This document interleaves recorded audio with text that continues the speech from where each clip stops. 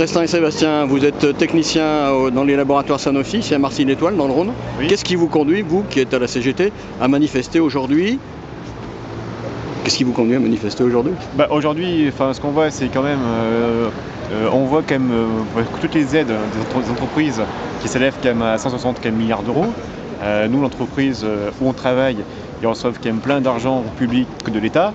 Et puis là, ce qu'on nous dit, c'est qu'il manquerait 13 milliards d'euros. Voilà. Ils n'ont qu'à prendre sur l'argent qu'on verse aux grandes entreprises. Mais voilà, c'est toujours les mêmes qu'on demande de payer. C'est toujours à nous les travailleurs qu'on demande de serrer la ceinture, alors que eux s'enrichissent. Sébastien, en préparant cette interview, vous me disiez que vous n'étiez pas syndiqué, mais que finalement, ce qui se passe aujourd'hui, cette mobilisation, pour vous, ça s'inscrit dans la suite d'une action, puisque vous avez fait grève pendant un mois. Exactement, et donc nous on revendiquait nos salaires, donc un meilleur pouvoir d'achat qui devrait normalement logiquement suivre l'inflation, et au final le compte n'y est pas, donc on s'appauvrit de plus en plus, on a de plus en plus de mal à vivre de nos salaires.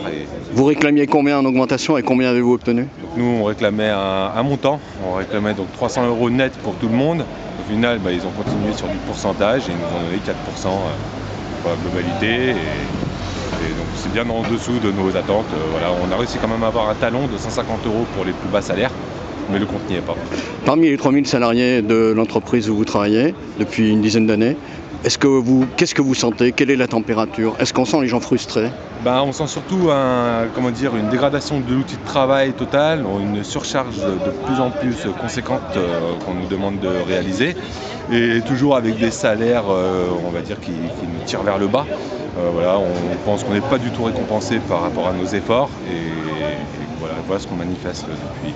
Donc la question des salaires vient s'ajouter à celle de la retraite à 64 ans. Exactement, on ne se voit pas partir à 64 ans, ça c'est sûr.